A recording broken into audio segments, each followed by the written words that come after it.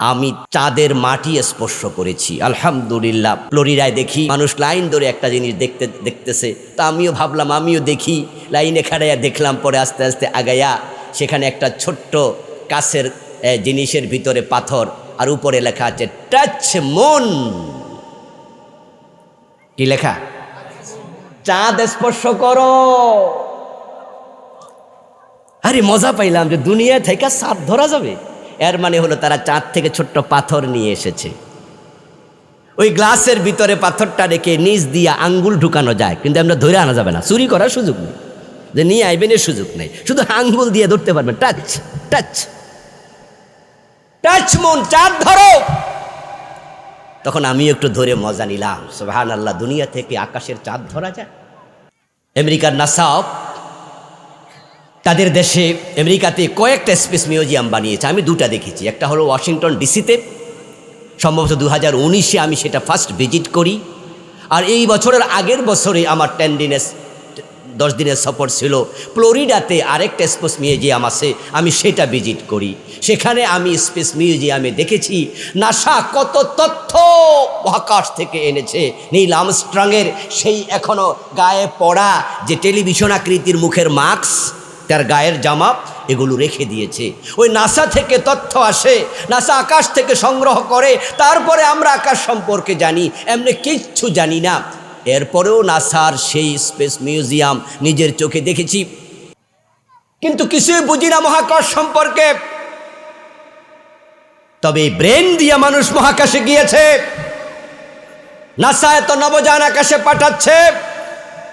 তোমার এই ব্রেইন কে বানালো? নিজেকে একটু প্রশ্ন করো আয়নার সামনে দাঁড়াইয়া। এই ছোট্ট মানুষ কেমনে মঙ্গল গ্রহে যায়, নবযান পাঠায়? কারিগর নাই, নিজে নিজে হয়ে গেছে। এই জন্য আমি বলি, যেগুলো নাস্তিক এগুলো ব্যাককল, এত কম বুঝে। আরে দোস্ত, নিজেকে প্রশ্ন করো না, তোমার পায়ের জুতা কারিগর ছাড়া হয়? মাথার টুপি হয়, হাতের ঘড়ি হয়, মোবাইল হয়, এ সামিয়ানা নিজে নিজে হয়েছে? এই ছোট্ট কলম যে আমার হাতে, বল পয়েন্ট কলম, এর মাথার মাঝে আছে নিব, নিবের আগে আছে ছোট্ট একটা বল, যেটা কাগজে লিখতে গেলে খোসা লাগলে মাঝে মাঝে ছুটে যায়, তখন আর আঁক আসে না। আর যেটা ছুটে পড়ে গেল, ওই ছোট্ট বলটা খালি চোখে খুঁজে পাওয়া কঠিন, চোখের পাওয়ার কম হলে দেখাও যায় না। এটা এত ছোট প্রশ্ন, নিজে নিজে হয়েছে না কারিগর আছে? বল পয়েন্ট কলমের নিবের আগার ছোট্ট বল নিজে নিজে হলো না। এত বড় আকাশ, এত বিস্তীর্ণ জমিন কোনো কারিগর ছাড়া হয়ে গেছে? একদল কপাল পড়া, যারা আল্লাহরই মানে না, হেরার আর জান্নাত কি? এজন্য ওই মানুষ সবগুলো হবে জাহান্নামী। এজন্য এই জাতীয় লোকেরা, তারা দুনিয়াকে পাইয়া এতটা খুশি, তারা দুনিয়া ছাড়া কিছুই বোঝে না। তাই তসলিমা নাসরিন কইছে, একটা বেড়া আমার চলে না, 4টা বিয়া দরকার। মনে আসেনি? উনি দাবি করেছিল যে পুরুষরা যদি 4 বিয়ে করতে পারে, আমরা মেয়েরা কেন পারবো না? বেশি চাইতে যাইয়া জামাই এখন একখানো নাই, বেশি চাইতে যাইয়া সব হারাইছে।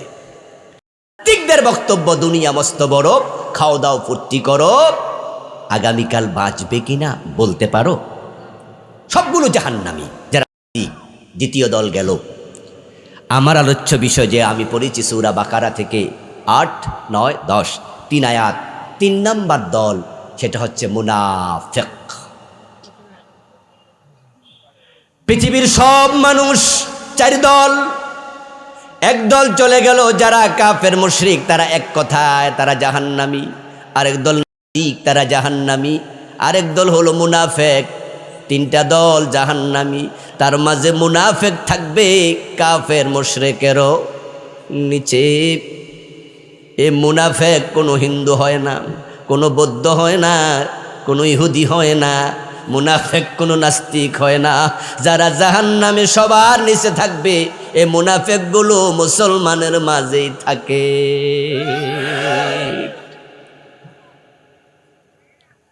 এই মুনাফিক আমার আলোচ্য বিষয়। আমি এই নিয়ে কিছু কথা বলে মোনাজাত দেব ইনশাআল্লাহ। শুনবেন তো ইনশাআল্লাহ? তাহলে কয়টা দল গেল? 3টা। কয়টা দল গেল? 3টা। আর জান্নাতি শুধু এক দল, যারা মুমিন মুসলিম, যারা নবীজির দলের লোক। নবীজির দল মানে কোরআনের দল, নবীজির দল মানে আল্লাহর দল।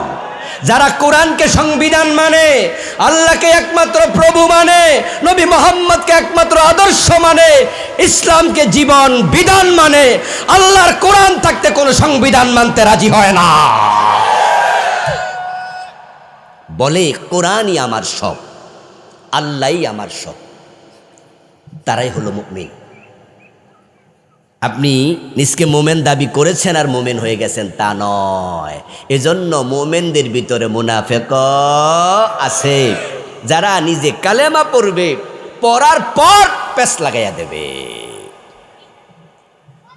ومن الناس من يقول آمنا بالله وباليوم الآخر وما هم بمؤمنين।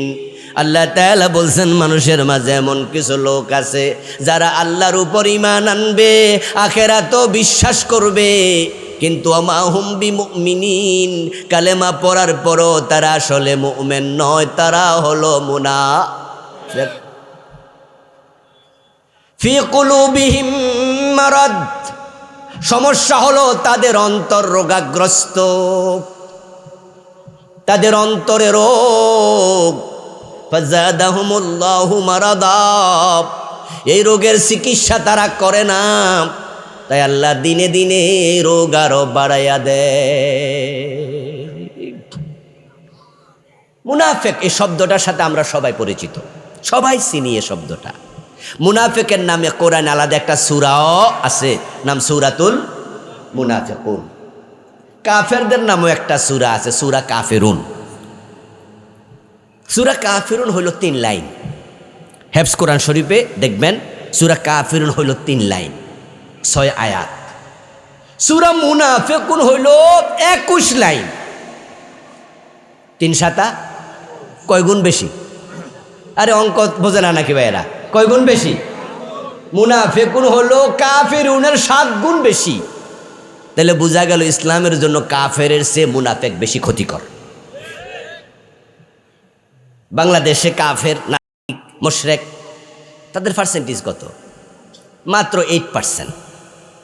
আমরা মুসলমান 92%, আগে ছিল 90। কিন্তু গত আওয়ামী লীগ সরকার ক্ষমতা থাকাকালে তারা একটা আবার আদমশুমারি করেছিল, এটার নাম অবশ্যই চেঞ্জ করেছে, দিয়েছে জনশুমারি। আপনাদের ফেনী নোয়াখালীতে হয় নাই?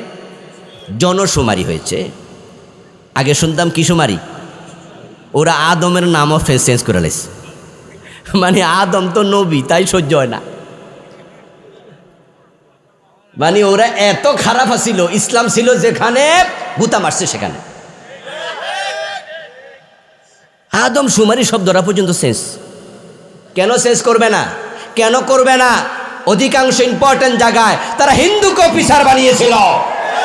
দেশের কি পয়েন্টগুলোতে হিন্দু অফিসার, প্রায় থানার ওসি হিন্দু, প্রায় জেলার এসপি হিন্দু, বড় বড় কোর্টের যারা বড় বড় বিচারক হিন্দু, ইভেন মাদ্রাসা বোর্ডে পর্যন্ত হিন্দু চেয়ারম্যান হিন্দু, এই হিন্দু দিয়ে রয়েছে।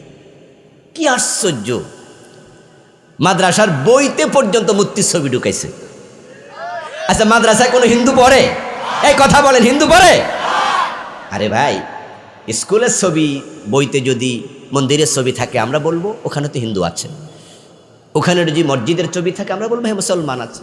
ওখানে প্যাগোডার ছবি আছে আমরা বলবো বৌদ্ধ আছে।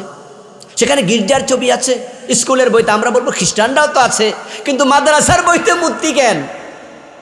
মাদ্রাসা কি হিন্দু পড়ে? ওই যে অফিসার সব বানাইছে হিন্দু। আদম শুমারি, ওই যে হয়তো এমন অফিসার সেখানে ছিল কি পয়েন্টে, যে বলছে যে না আদমের নাম দরকার নাই। আদম তো মুসলমানের নবী, প্রথম নবী, তো ওরা তো মানেই না। আদম আলাইহিস সালামের ধর্ম কি হিন্দু ধর্ম ছিল? কথা বলেন না কেন? ছিল। আদমের ধর্মের নাম কি ছিল? নিশ্চয় ইসলাম। ইন্নাদ-দীন ইনদাল্লাহিল, সব নবীর ধর্মের নাম ইসলাম। আচ্ছা, আদমের আগে মানুষ ছিল, তাহলে আদমের ধর্মের নাম কি? তো সনাতন ধর্ম কোনটা?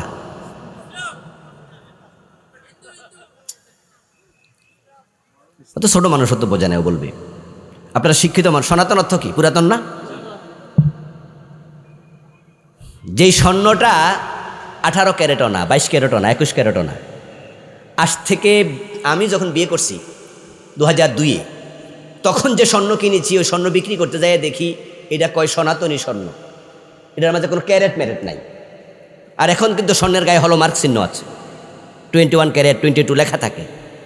কিন্তু আজ থেকে 30 বছর আগে যাবেন, 25 বছর আগে যাবেন, ওই স্বর্ণের মাঝে কোনো হলমার্ক নাই, চিহ্ন নাই। এগুলোকে বলে সনাতনী স্বর্ণ। দোকানদার কয় সনাতন মানে পুরাতন। তো সনাতন ধর্ম তো হলো পুরাতন ধর্ম, যে ধর্ম অনেক আগে। তো আদমের ধর্ম ইসলাম, তাহলে সনাতন ধর্মের নাম কি হওয়া উচিত? কিন্তু বাংলাদেশে ওরা কেমনে ঢুকাই দিছে, সনাতন ধর্ম বলতে হিন্দু ধর্ম বোঝাচ্ছে। এবং ওরা যুক্তি দেয় ইব্রাহিম আলাইহিস সালামের বাবা আজর মূর্তি পূজা করতো, কয় না? আমরাও তো বলি, আমরাও তো স্বীকার করি নাকি? ওরা বলে ইব্রাহিম আলাইহিস সালামের বাবা আজর মূর্তি পূজা করতো। তাহলে বোঝা যায় তোমাদের নবী ইব্রাহিমের আগেও মূর্তি পূজা ছিল।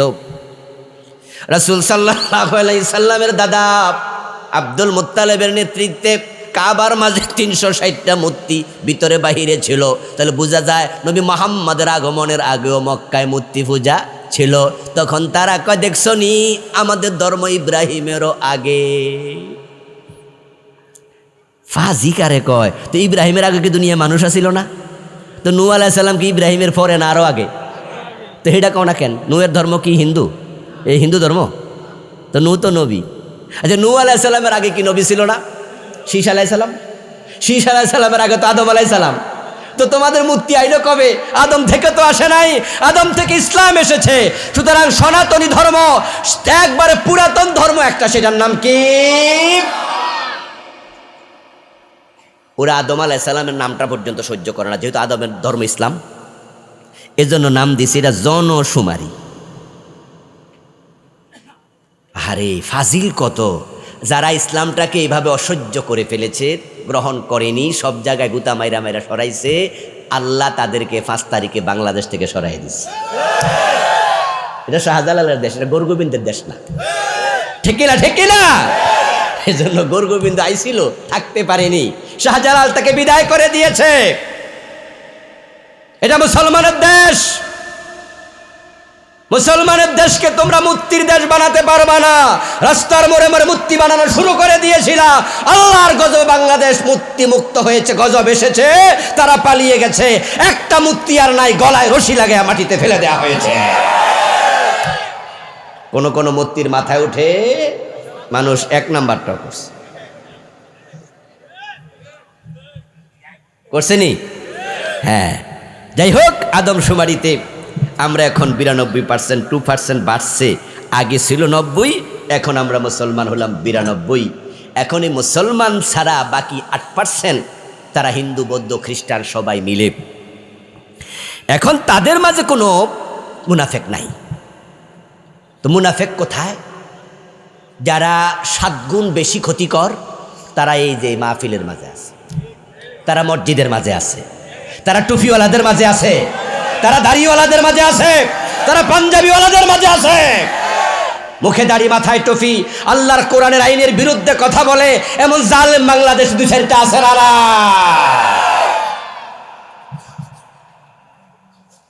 একামতে দ্বীনের পক্ষে কথা বলার কারণে মাহফিলে বাধা দেয়। 2-1 জায়গায় ভিডিও টিডিও দেখছেন না, হুজুরে বাধা দেয়, এই ওয়াজ করেন না। আচ্ছা, এই যে বাধা দিছে, হিন্দু বাধা দিছে, খ্রিস্টানে বাধা দিছে? এ বাধা দেন না, বেড়ারও মাথা টুপি আছে।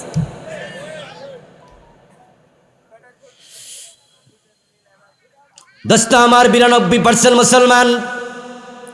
এই 92% মুসলমানকে যদি আপনি প্রশ্ন করুন তোমাদের কিতাবের নাম কি, এই 92% মুসলমান একটা বিষয় একমত, সবাই মিলে বলবে আমাদের কিতাবের নাম আল কোরআন। বলবে না? দেখছেন নি কত সুন্দর কথা।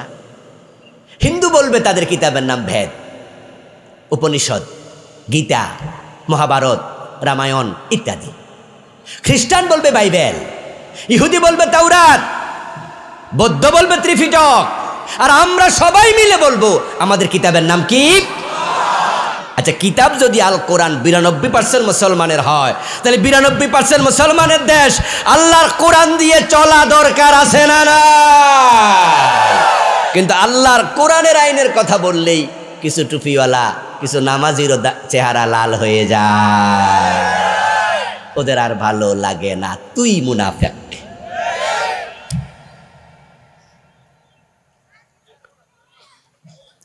আল্লাহ বলছেন, ইন্নাল্লাহা জামিউল মুনাফিকিনা ওয়াল কাফিরিনা ফি জাহান্নামা জামিআ।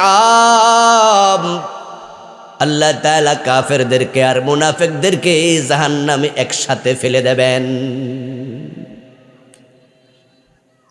ইন্নাল মুনাফিকিনা ফিদ দারকিল আসফালি মিনান নার। তবে জাহান্নামে যখন কাফের মুনাফিকদেরকে ফেলবেন, মুনাফিকরা থাকবে কাফেরদেরও নিচে। কারণটা কি? কারণ হচ্ছে, কোরআন বলে আল্লাহ জাহান্নাম যখন উদ্বোধন করবেন, শুরুতে মুনাফিকগুলোকে ফেলবেন। ওয়াদাল্লাহুল মুনাফিকিনা ওয়াল মুনাফিকাত ওয়াল কুফারা নার জাহান্নাম। আল্লাহ তাআলা মুনাফিক নারী, মুনাফিক পুরুষ এগুলাকে জাহান্নামে আগে ফেলবেন। যদি কোনো গর্তের মাঝে 100টা ইট আপনি ফেলে দেন, তাহলে যেই ইটটা সবার আগে ফেলবেন এটাই সবার নিচে থাকবে, ঠিক না? আপনি একটা শিশির মাঝে যদি আপনি কয়েকটা শিমের বিচি ফেলেন, শিশির মাঝে কোরআনের সংসদ হয়ে যাবে।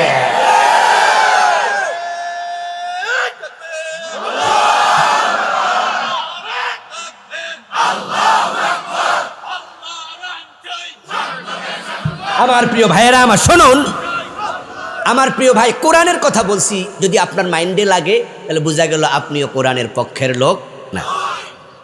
কোন দল ক্ষমতা আসবে, দিস ইজ কোনো ম্যাটার না, ডাজন্ট ম্যাটার। আমি বলবো না অমুক দলের পক্ষে কথা, দরকার নাই। দল আজকে আছে, কালকে নাই। দল তো চেঞ্জ হয়, আজকে এক দল করে, কালকে মানুষ আরেক দল করে না। এই জন্য দলীয় কথা নয়। আমরা যারাই দেশ চালাবো, আমরা যারাই সমাজ চালাবো, আমরা যারাই পরিবার চালাবো, আমরা যারা জীবন চালাবো, আমাদের জীবন চালানোর একটা বিধান আছে, সংবিধান আছে। ওই সংবিধানের নাম কি? কোরআন। এটা একজন মানুষের জীবনের বটম থেকে টপ, রান্নাঘর থেকে সংসদ ভবন, এভরি হোয়ার এভরি মোমেন্ট। আপনার টয়লেটে আপনি কেমনে ঢুকবেন, ডান পা না বাম পা, এটা কি ইসলামে নাই? ঘুমানোর সময় ডান কাত না বাম কাত, ইসলামে নাই? খাওয়ার সময় ডান হাত না বাম হাত, ইসলামে নাই? আরে কোনটা নাই? কোনটা নাই বলো? Islam is the complete code of life. উদখুলু ফিস সিলমে। ইসলামের মতো ধর্ম আপনি পাওয়ার পরে আপনি অন্যদিকে চোখ দেওয়া দরকারটা কি? কোন দরকার? আমার বন্ধুদের জন্য মুনাফিক বেশি ক্ষতিকর। জিন শয়তান আমাদের সাথে আছে, কিন্তু কোন জিন ইব্রাহিমকে আগুনে ফেলে নাই। ইব্রাহিম আলাইহিস সালামকে আগুনে ফেলেছে কিছু মানুষ শয়তান। মিনাল জিন্নাতি ওয়ান নাস, সূরা নাসের মাঝে আছে খান্নাস, আল্লাযী ওয়াসওয়াসু ফি সুদুরিন নাস মিনাল জিন্নাতি। খান্নাস যারা অভিশপ্ত মানুষ। জিন ইব্রাহিম আলাইহিস সালামকে আগুনে ফেলে নাই, কিছু মানুষ উনাকে ধরে আগুনে ফেলে দিয়েছে। হযরত হুসাইন রাদিয়াল্লাহু তাআলা আনহুর কল্লাটা কোনো জিনে কাটে নাই, কিছু মানুষ উনার কল্লাটা কেটেছে। নবীজি মুহাম্মাদের দাঁত কোনো জিন ভাঙে নাই, কিছু মানুষ উনার দাঁত ভেঙে দিয়েছে। এইভাবে আমরা যদি তাকাই, জাকারিয়া আলাইহিস সালামকে করাত দিয়ে 2 টুকরা কোনো জিনে করে নাই, কিছু মানুষ উনাকে করাত দিয়ে 2 টুকরো করেছে। হযরত বেলালের গলায় রশি লাগায়া কোনো জিন টানা হেঁচড়া করে নাই, কিছু মানুষ উনার গলায় রশি লাগায়া টানছে। নবীজির চাচা হযরত আমির হামজাকে হত্যা কোনো জিনে করে নাই, কিছু মানুষ হত্যা করেছে, তারপরে বুক চিরে কলিজা বের করে চাবাইছে।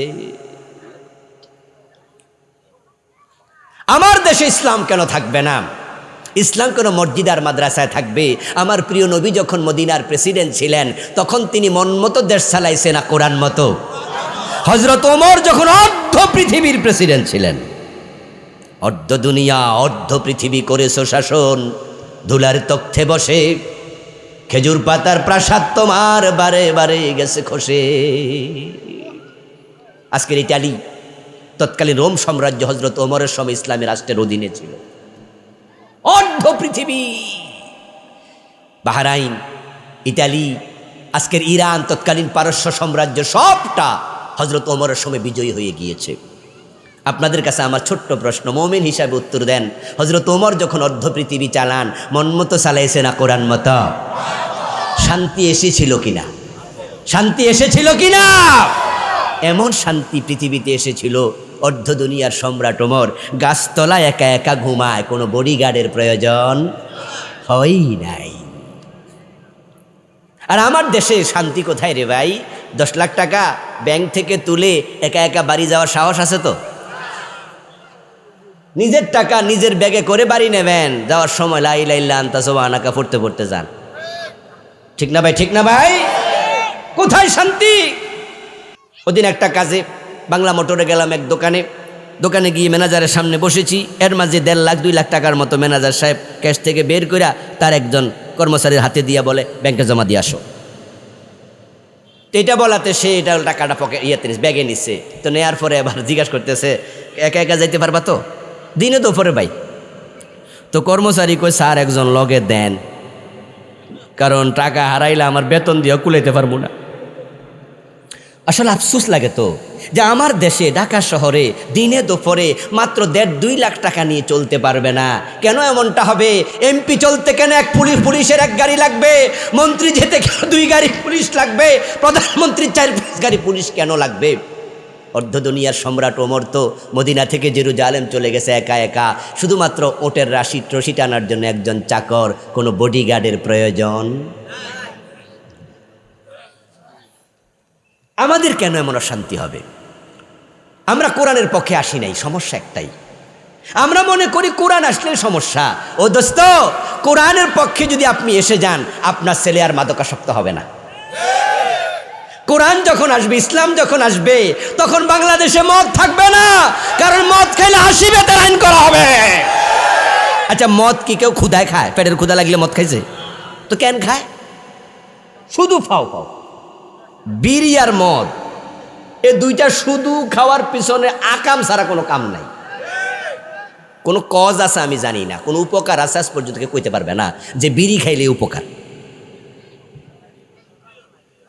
কিন্তু আমাদের রুচিটা নষ্ট হয়ে গেছে, দুধ বেচা বিড়ি খায় এমন লোক আছে না নাই? হ্যাঁ, গ্রামে পাইবেন যে দুধ 1 কেজি পাইছে, 1 কেজি বেচালায়, নিজে খানা, গরিব মানুষ। এখন 1 কেজি দুধ বেচা কিন্তু আবার মাস্টার বিড়ি কিনে আনে, বাজারতে এখন বিড়ি টানতে টানতে বাড়ি যায়। কোনটা জরুরি, কোনটা ক্ষতিকর, এ বুঝটা পর্যন্ত হারাইয়া গেল। মদ খাচ্ছে যুবকেরা, শেষ হচ্ছে ভাই, কি যে ব্যথা বিষে, বুঝিবে সে কিসে, কবু আসে বিষে ধ্বংসে নিজারে। মাদকের ছোবল যে কত মারাত্মক আপনারা আমরা বুঝি না। আলহামদুলিল্লাহ আমরা মদ খাই না, আমাদের পরিবারে কেউ মদ খায় না, কিন্তু যেই পরিবারে একটা মাদকাসক্ত ছেলে আছে তারা জানে ওই একটা ছেলে পরিবারটাকে জাহান্নাম বানাইয়া ছেড়ে দেয়। মারে মারে, বাপেরে মারে, বউরে মারে, জিরে মারে, গলারটা কাইরা নে, কানেরটা খুইলা নে, শেষ পর্যন্ত না পাইলে ম্যান হলে ডাকনা বেচ্ছা গাঁজা খায়।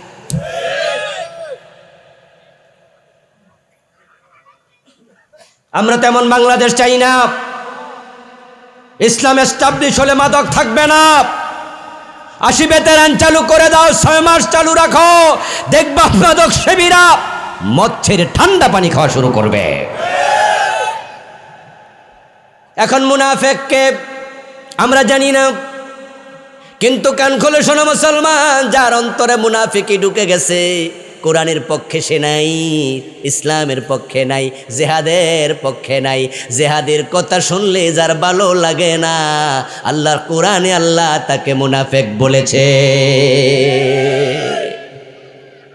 নবীজির সামনে সারিতে একবারে মসজিদের প্রথম কাতারে আবু বকর ও ওমরদের সাথেও অনেক মুনাফেক বসে থাকত, নামাজ পড়তো। ইজা কামু ইলা সালাতে কামু কুসালা। আপনাদের গ্রামে কি গ্রাম্য সালিশ হয় না? বিভিন্ন দরবার টরবার হয় না? আচ্ছা, একটা মেলে যদি দরবারে যদি 100 জন লোক হাজির থাকে, সেখানে কি 100 জনে গোশ খাইছে? গোশ খায় 4-5 জনে। আর যারা বিচারে ঘোষ দেয় হেরাও বোঝে যে সবাই গোশ দিয়া লাভ, এর জন্য হেরাও জানে যে গোশটা কারে দিলে কামাবে। তাই তারা বাসে যে এলাকায় কেটে একটু নেতা টাইপের লোক, কে গলাটা উঁচু করে কথা কইতে পারে, কথার মাঝে মায়ের ফেস বোঝে এবং তার লাঠি জোরও আছে, অমুক দলের সেলটারে চলে।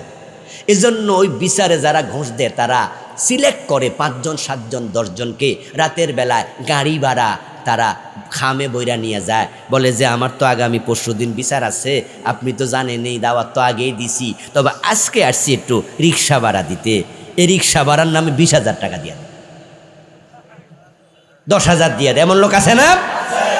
রিক্সা ভাড়া দিছে না, রিক্সা কিনতে দিছে আল্লাহ জানে। আর ও বেটা 20,000 টাকা পাইয়া মনে মনে ভাবে যার নুন খাই তার গুণ গাই।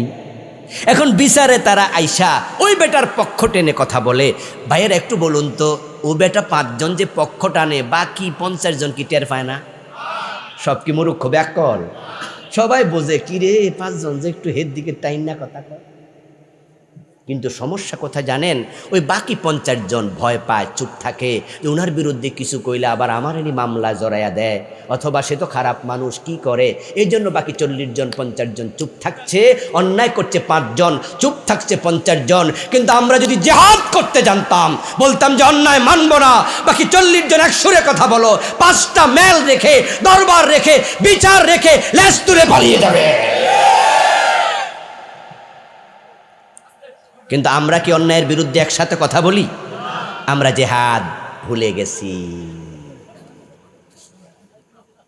নবীজি বলেছেন মুনাফিক কেমনে চিনবা শোনো, আয়াতুল মুনাফিকে সালাস, মুনাফিকের 3টা আলামত বিখ্যাত। যখন কথা বলবে মিথ্যা বলবে, যখন ওয়াদা করবে খেলাপ করবে, যখন আমানত রাখবে খেয়ানত করবে। মিথ্যা বলার অভ্যাস আছে এমন 2-4 জন এখানে আছে না নাই? যদি মিথ্যা বলা আপনার অভ্যাস হয়ে যায় তাহলে বুঝবেন আপনার কলবের ভিতরে মুনাফিকি ঢুকেছে। মাঝে সাঝে মিথ্যা বলা এক কথা, আর প্রতিদিন মিথ্যা বলা আরেক কথা। কেউ কেউ তো আছে সকালে যে দোকানে ঢুকছে রাত পর্যন্ত শুধু মিথ্যা কথা কইছে, এমন দোকানদার আছে না? হে 2 নাম্বার সরিষার তেল বেচে, কিন্তু যারাই কিনতে আসে কয় নাম্বার কয়, মানে হে পরিকল্পিতভাবে মিথ্যা কথা কইতাছে। কিছু অ্যাডভোকেট আছে, সব না, কিছু অ্যাডভোকেট আছে যারা মিথ্যা মামলা নেয়। তারা ক্লায়েন্টকে শুরুতে বলে শোনেন, আমার কাছে মামলা জিততে হলে কিছু লুকানো যাবে না। এই যে মারামারি করে আইছেন, হেসা কথাটা কোন, আসলে বাড়িটা মারছে কেডা? তখন ক্লায়েন্ট এবার আসল কথা কয় যে স্যার রাগ উঠছিল তো, আসলে আমি লাঠি হাতে আসিল, মারছি মাথার মাঝে, মাথা গেছে ফাইটটা। এখন তো আমি বুঝছি যে বেটা তো আমার বিরুদ্ধে মামলা দেবে, এই জন্য বাড়ি যাইয়া বেলেট লইয়া টান দিয়ে আঙ্গুল কেটে লাইছি। কাইটা আমি আগে থানায় গেছি, যাইয়া কইছি অ্যাটেম্প টু মার্ডার, হে আমারে মারতে আইছি। স্যার আসলে কামটা আমি করছিলাম, পরে আবার আঙ্গুল আমারটাই আমি কাটছি। উনি বলতেছে ও আচ্ছা ঠিক আছে, তো মামলা কেমনে জিতা লাগে ওইটা আমি আপনাকে বলতেছি। তাহলে মামলা তো কইরা আইছেন অলরেডি? হ্যাঁ স্যার আগে করছি। তাহলে 1 ধাপ আগে আসেন, বাকিটা আমি দেখতেছি। উনি জেনে শুনে একটা মিথ্যা মামলা নিল, নেয়ার পরে এবার আদালতে হাকিমের সামনে দাঁড়াইয়া এমনভাবে মিছা কথা কইতে থাকবো যে আমার ক্লায়েন্ট নিরীহ মানুষ, এই বেটা ওনার আঙ্গুলটা কাইটা লাইছে, কামটা কি স্যার ঠিক হইল? এমনভাবে কথা বলবে সারাদিন মিছা কথা, মামলা জিতা পর্যন্ত 10 বার শুনানি 20 বার শুনানি। সে মিথ্যার উপরে দাঁড়াই আছে, যে সারাক্ষণ মিথ্যা বলে সে মোমেন হতে পারে না।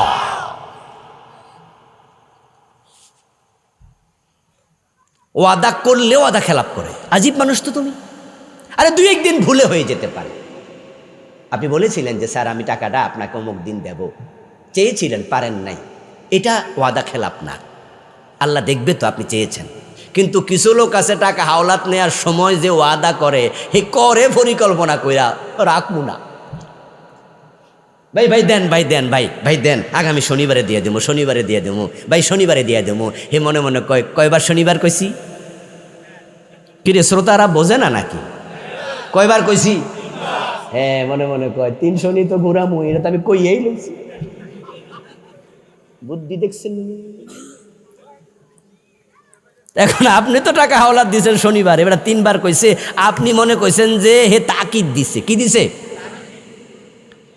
মানে হে বুঝাইছে যে শনিবার ফার হইব না, কিন্তু হে মনে মনে কইতেছে 3 বার তো শনি কইছি, 3 শনি তো বটেই। তারপরে এবার 6 মাস দেখা নাই। এমন কিছু জালেম আছে না নাই? ওদের কারণে এখন টাকা হাওলাত পাওয়া যায় না। এখন সুদে টাকা পাওয়া লাগে, মানুষের টাকা হাওলাত দেয় না, বিশ্বাস করে না তো। আশ্চর্য হবেন, আজকে আজকে তাজা খবর, গাড়ির মাঝে ফোন দিছে একজনে, এই মাগরিবের পরে সম্ভবত, আজকেই না জানি মাগরিবের আগে দিয়া, একটু কনফিউজ। ফোন দিয়ে বলতেছে, হুজুর আমি অমুক জায়গা, হ্যাঁ ও আসার পরে, ওই যে আমার সঙ্গী কই আসার পরে, এই গাড়ি দিয়ে আসার সময় ফোন দিয়ে বলতেছে, হুজুর আপনারাও আর শুনে টাকা হাওলাত দিছে, যে টাকা দেয় না। বুঝলেন, ফোন দিয়েই আর কোনো কথা না, ডাইরেক্ট মেরে দিচ্ছে যে আপনারাও ওয়াজ করছেন টাকা হাওলাত দিলে সওয়াব হয়। তো টাকা হাওলাত দিছি, বেটা যে টাকা দেয় না ঘুরাইতেছে। আমি কই ভাই মাফ করে দিয়েন, এমন ওয়াজ করছি তো আপনি টাকা হাওলাত দেন কেন? আমরাও ওয়াজ করছি তো উৎসাহ দিছি, আমরা কি কইছি টাকা হাওলাত দেয়া ফরজ? কয় না। তো ফরজ না করলে দিলেন কেন? তাহলে উৎসাহ দিছি, আপনি সওয়াবের জন্য দিছেন। কহে সওয়াবের জন্য দিছি। হুজুর এখন সওয়াব তো পরে, আমি তো ছাত্র মানুষ, 1000 টাকা হেডে তো দিছি, মা বাবার থেকে লইয়া জমাইছি, হেডে তো গেছে। তো হাসাহাসি করে রেখে দিলাম যে ভাই কি করবা, কি করবা, জাতিটাই মনে নষ্ট হয়ে গেছে। এই জন্য এখন টাকা হাওলাত চাইলে মানুষ দেয় না, আর সুদে চাইলে টাকার অভাব হয় না। যদি আমরা ভালো হতাম তাহলে আপন জনেরাই টাকা হাওলাত দিত, ঠিক না? হাদিসে পাওয়া যায় টাকা সাদাকা করলে 10 গুণ সওয়াব, আর হাওলাত দিলে হয় 18 গুণ সওয়াব। ইবনে মাজার হাদিস, 8 গুণ বেশি। কিন্তু হাওলাত কেমনে দেবে? আমরা তো কথা রাখি না। ওয়াইজা তুমিনা খান, যখন আমানত রাখা হয় তখন খেয়ানত করবে, পরিকল্পিতভাবে খেয়ানত করে। টাকাটা যদি রাখে তাহলে কত খুশি, মনে মনে কয় শিয়ালের কাছে মুরগি বর্গা দিছে। অথচ আমানতের ব্যাপারটা এত সেন্সিটিভ যে আপনার কাছে কেউ 100 টাকার 10টা নোট দিয়েছে, কত টাকা হলো? 1000। টাকাটা রেখে আপনাকে বলল যে ভাই আমি এই টাকাটা আপনার কাছে রাখলাম, আমি চাইলে আমারে ফেরত দিবেন। 1 দিন পরে, 2 দিন পরে, 1 ঘন্টা 2 ঘন্টা পরে কেউ একজন এসে বলল ভাই আপনার কাছে কি 1000 টাকার ভাঙতি হবে? আমার কাছে 1000 টাকার একটা নোট আছে। তা আপনি মনে মনে ভাবলেন যে ও বেটা তো 10টা 100 টাকার নোট দিছে, তাহলে আমি বেটারে একটু এটা ভাঙতি করে দেই, টাকা তো আর কমবে না। 1000 টাকার নোটের যে দাম, 100 টাকা 10টা এক দাম। আপনি এটা ভাঙতি দিছেন, শরীয়ত বলে খেয়ানত হয়েছে, একটু খেয়ানত হয়েছে। তুমি টাকা মারো নাই, কিন্তু তুমি তার টাকা তাকে না বলে ভাঙতি দেওয়ার অধিকারও তোমার। দিস ইজ ইসলাম। ইসলাম সে তো পরশ মানিক, তারেকে পেয়েছে খুঁজি, পরশে তাহার শোনা হলো যারা, তাদেরই মোরা বুঝি। নবীজি বলেছেন যে কথায় কথায় গালি দেয় সে মুনাফিক। ইজা খাসামা ফাজার। কিছু কিছু লোক আছে হাজি সাহেব, কিন্তু গাইলিয়া মানুষে শেষ করে লায়। মসজিদে যাইতে যাইতো গাইল্লায়, মসজিদে আইতে আবার গাইল্লা, কারণ বড়ই গাছতলা কেডা জানি ফোলাপান ফসরাপ করছে, তার বড়ই গাছ থেকে কোনো ফোলাপান ঢিল মাইরা বড়ই ফাটছে, এই জন্য অজু কইরাও গাইল্লা। এমন কিছু লোক আছে কিনা? মোমেন গালিগালাজ করতে পারে না। সিবাবুল মুমিন ফুসুক ওয়া কিতালুহু কুফর। নবীজি বলছে গালি দেয়া কবিরা গুনাহ। ঠাট্টা মশকরা করেও গালি দেবেন না। আরে কিছু লোক আছে এমন গালি দেয়, আমি দেখলাম যে আমার 7 রাস্তার মোড়ে 2 বাসের কন্ট্রাক্টর লাগছে, ঢাকা 7 রাস্তার মোড়ে 2 বাসের কন্ট্রাক্টর, একটা বাঁকা ঘরে রাখছে আর পিছনেরটা যাইতে পারে না। হে নাইমা আইসা কন্ট্রাক্টর আরেক কন্ট্রাক্টর রে মা তুইলা এত মোড়া গালি দিছে। আমি তো আমার গাড়িতে বসে শুনতেছি, ইন্না লিল্লাহ, এমন গালি। হে আবার গালি ফিরে দিছে, দিয়ে কিছুক্ষণ বকাঝকা কইরা জ্যাম তো খারা রয়েছে, কিছুক্ষণ পরে দিয়ে একটা আরেকটার বিড়ি ধরাইতেছে, মানে গাইলে মেললে সাইরা পরে আবার কথা থাইমা গেছে, থাইমা কদর বিড়িটা আগুন দে। মানে আমি আশ্চর্য কেন হলাম? আমি আশ্চর্য হলাম যে তাদের কাছে মাকে গালি দেয়া কোনো একবারে মামুলি মামুলি মামুলি। অথচ জিজ্ঞাসা করলে বললাম আমি আব্দুর রহমান, হে বলবো আমার নাম ইব্রাহিম, আমি মুসলমান। মুনাফেকের আলামত এই বইটাতে আমি 28টা লিখছি, 3-4টা বললাম। নেফাক চিনুন, অন্তরে নেফাক থাকতে মরবেন না, তাওবা করে মরুন। নবীজি সাল্লাল্লাহু আলাইহি সাল্লাম, আল্লাহ তাআলা আমাদেরকে শিখিয়েছেন কোন কোন আলামত অন্তরে থাকলে ঈমান থাকে না, এগুলো জানবেন। শিরিক চিনবেন, কুফর চিনবেন, ইসলাম বুঝবেন, ঈমান নিয়ে মরবেন, হাসতে হাসতে জান্নাতে যাবেন। বলেন ইনশাআল্লাহ। হাযা মা ইনদি ওয়াল ইলমু ইনদাল্লাহ আলাইহি তাওয়াক্কালতু ওয়া ইলাইহি উনীব। প্রিয় ভাইয়েরা, আমার লেখা মোট 9টা বই আছে। গত পরশুদিন একটা নতুন এসেছে।